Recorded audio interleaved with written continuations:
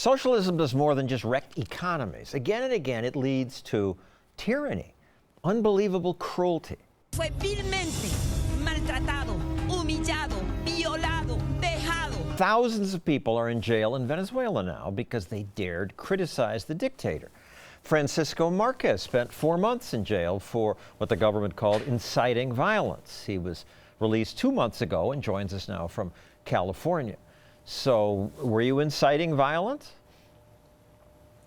No, I was not.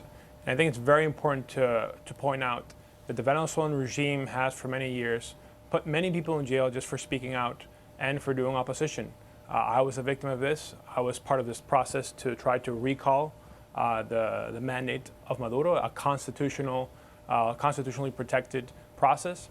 And they put me in jail for 4 months. I was in 4 different prisons, 7 different cells, and I witnessed torture. I myself witnessed a poor man being tortured for half an hour in the middle of the day. The prison warden was present when this was occurring, and he was beaten. I also saw how they made people run naked in the middle of the sun, being handcuffed.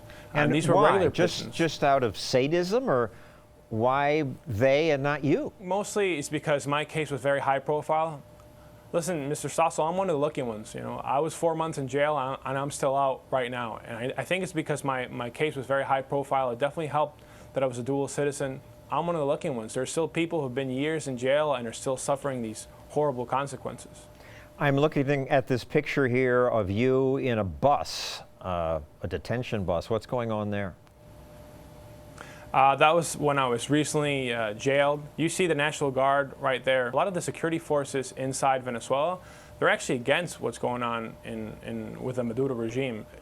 Talking with him for a while, you could see that they're living the same duress that people are living in Venezuela. You talked about socialism in your program, but at the end of the day, it's an authoritarian regime that is starving its people, and the security apparatus feels it as well. You were arrested because you were participating in opposition protests. This picture shows you with an opposition leader. Don't you worry when you're there? And how come protest goes on and only some people get imprisoned? Whoever they put into jail sends a message to everyone else. So it's this selective persecution that tries to send a message of fear.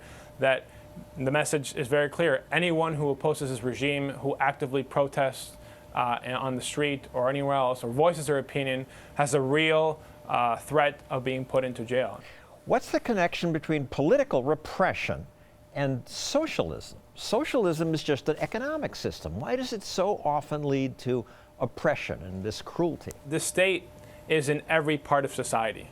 And so not just economical part of society, but in politics. And that's what happens with these regimes. That, well, it's self-described as socialism, but honestly, it's a real authoritarian regime. Almost on a daily basis, you have people being put into jail and tortured in the intelligence police jail cells. So that's the way they do it, and they do it for one reason only. It's because they want to maintain power. That is the only thing they care about at this point, not the well-being of the Venezuelan people. I'm now looking at a picture of you on the day you were finally released from prison. You're hugging your parents. It was a big relief. The best thing I can describe what it's like to be freed, and if you can really call it being freed, because I'm what I call in a forced exile. I was asked to leave the country. I couldn't remain, otherwise it would put me back in jail. Was imagine being kidnapped with a group of friends and you're released. And so what's in your mind constantly is all those friends that are left behind, that are having these horrible conditions, and they're still living through what I went through.